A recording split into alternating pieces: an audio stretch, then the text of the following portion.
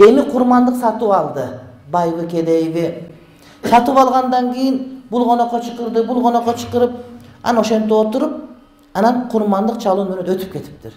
Өттү. Шам казан айтып койду Караке. Өлдү деди. Эми эмне кылат? Кантип каза кылат десе, бай адам ошол курмандыктын өзүн эмес, ошонун тыйынын садака кылат. Кембагалдарга акчасын. Дегенде союп жеп алат. Ал эми кембагал адам ошол сатып алган малдын өзүн буга жеңилирээк шарият уруксат берет. Сен тыйын бериш кыйын да, базарга барсаң сата албай калышың ошондой кылып. Кембагал адам демек сатып алган өтүп кеткен болсо, ошонун өзүн тирүүлөбүн апарып деп туруп, жардыларга же медресеге апарып, же мечитке апарып, курбандыкты садака кылып берет, ошо менен казадан кутулат. Малды сойгондо бычак курч болуш керек. Бычакты көрсөтпөй барып союш керек. Ана мал союп бүткөндөн кийин ичинде калган кан жиңдерди жерге түшкөндөрдүн бардыгын жерге көмүп, эч нерсе калтырбаганда аракет кылыш керек. Курмандыктын малын сойдурганда, апарып сойдурганда терисин, шыйрактарын алып кал, башын кошуп келле пайчасын деп айтасың. Ал өтпөйт. Курмандыкка сойдурганыңда өзүңдүн чөнтөгүңдөн башка тыйын төлөп сойдурасың. Жанагы башын, шыйрактарын береке берсең болот. Бирок сойгон үчүн аны берсең өтпөй калат курмандыкка. Терисин дагы садака кылышың керек. Жакшысы ошол садака кылсаң, ошолорго майрамдык болот, ошолор өздөрү сатып, соодасын кылып алат. Курмандыкты өзүңдүн колуң менен союшуң керек. Эгер колуңдан келсе. Колуңдан келбесе башка бирөөгө сойдур, аны эки көзүң менен тикирейип карап тур.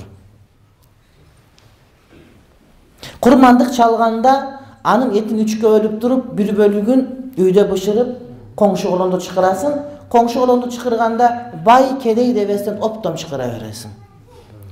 Ал бай болгон үчүн, кедей болгон үчүн эмес, сага кошуна жана тууган болгон үчүн келет.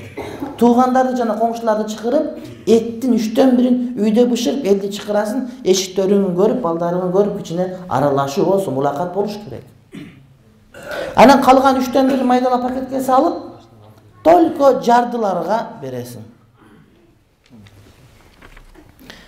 85-29 Honda машинесин жылдырып койсо дейт. 85-29 Honda. Экинчи бөлүгүн пакеттерге салып, жалаң гана жардыларга апарып таратып бересиң. Үчүнчү бөлүгүн үйгө сактап каласың дагы, утур келген коноктор болгондо салып берип, өзүң жей бересиң. Бул эми тыйын ашы бар, тамак ашы кенен болгон үй бүлө. Бирок кээ бир үй бүлөлөр машалла өздөрү бир колхоз болот.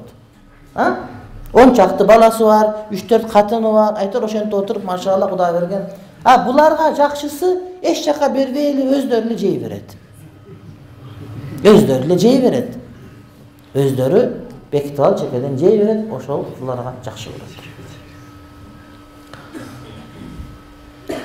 Курмандык тууралуу айта турган дагы бир маселе, сойгондо бисмиллахи Аллаху акбар деп союлуш керек.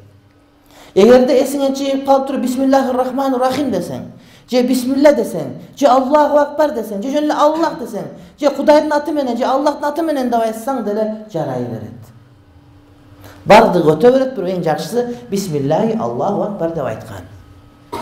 Эгерде ошол курмандык алып келген койду жүнү бар болсо, жүнүн кыркып алып туруп сое турган болсоң, жүнүн дагы садака кылышың керек болот. Же сатып туруп акча садака кылышың керек, ошонуку. Эгерде сое турган уюң алып келсең, сүтү бар болсо, сүтүн саап кечинде ичип алып, эртең менен сое турган болсоң жок, ошол ичип алган сүтүн 3 литр болсо, 3 литр базарда 30 сомдон 90 сом, 90 сомду да садака кылышыңа туура келет. Эгерде алып келген уюңду сойсоң, ичинен торпогу чыкса, жаап келип байлап койсоң, сен сойгонго чейин тууп жиберген болсо, кээ бирлер айтчу, жаңы туулган торпоктагы союшуң керек деп, анан башкалар айтышат, жок, аны садака кылып берсең жакшы деп, менимче садака кылып берген жакшыраак. Алып калбайсың андан, пайда көрбөйсүң андан. Курмандык мына ушундай тартип менен союлат, урматтуу бир туугандар.